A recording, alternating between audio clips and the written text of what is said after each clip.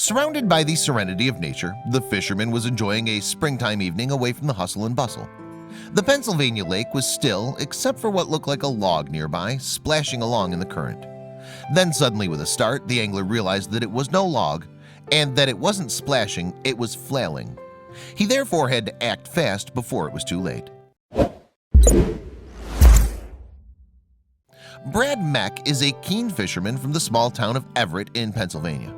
And on Sunday, May 21, 2017, he packed his rod for Lacetown Lake in the state's Huntington County in pursuit of his pastime.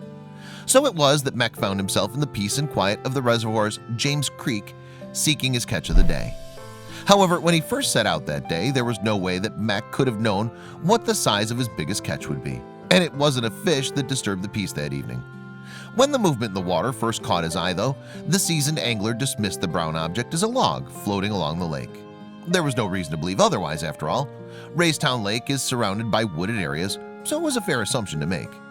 As the supposed log drew closer, however, Meck started to doubt his initial guess. Yes, the object seemed to be covered in fur, meaning it was probably one of the locale's indigenous aquatic animals.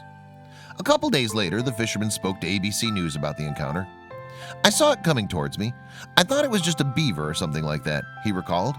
But when the mystery object came more closely into view, Meck saw that he had been totally mistaken. The angler just could not believe what he'd discovered bobbing along on the lake. "It got closer and I looked at it and I thought, holy crap." He remembered. It was a member of the indigenous wildlife, all right, but not one you would likely expect to see struggling to tread water in the middle of a lake. What Meck had spotted in the water was actually a brown bear cub, and the little fellow was in serious trouble.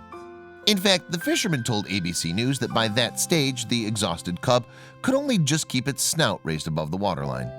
Meck also described how the bear seemed to be asking for help. In his TV interview, Meck explained how the bear cub appeared to be swimming towards his boat. It was as if the poor little animal was asking him to come to its aid. The angler then looked at the helpless baby bear and knew instinctively that there was only one thing he could do in good conscience. Meck prepared himself to reach down and scoop the struggling creature out of the water. What's more, it was only split seconds before he made contact with the animal that he suddenly had doubts about what he was doing. Was he really going to pick up a bear cub? "Just as I was about ready to grab it, I thought to myself, please don't bite me," Meck recalled. However, it would seem that the cub was just happy to be rescued.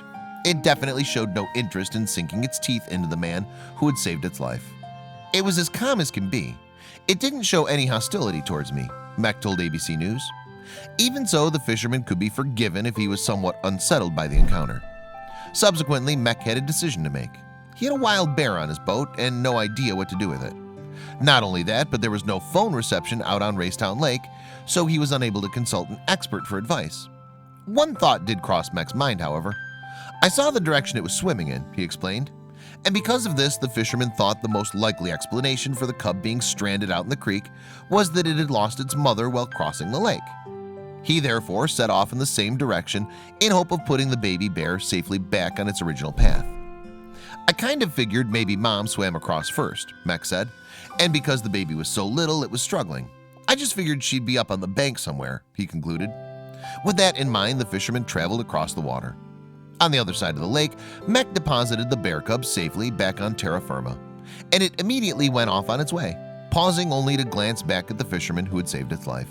With that look, it was almost as if the little animal was thanking Meck for his big-hearted act.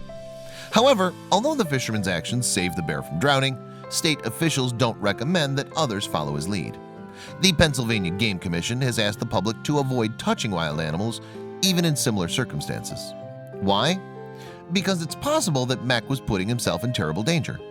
Sure, the bear cub was docile enough, but, just as the angler thought, mommy bear could well have been close by. Brown bear attacks on humans are more common when mothers are fighting to protect their cubs. Meck then could well have been seen as a threat by this cub's panicked mother. The Commission's reasoning may also be to prevent possible bear urbanization. Although brown bears prefer the wilderness, if they get too comfortable around humans, then they'll lose their natural wariness. This could in turn result in bears raiding urban areas in search of food, and that would obviously present a danger. The Pennsylvania Game Commission has asked for anyone in a similar situation to call it for help. For his part, as he stated, Meck had no phone signal out on the lake when he faced his dilemma, and he reacted on instinct. And although he doesn't consider himself a hero, many animal lovers would disagree. "The cub was going to drown if I didn't help it," Mac told ABC News. "I never thought anything else other than to get it and help it and take it to shore." His ideal outcome was for the bear to find its mother. "Hopefully they can get reunited again," he concluded. Here's to the brave and compassionate fisherman's hopes being answered.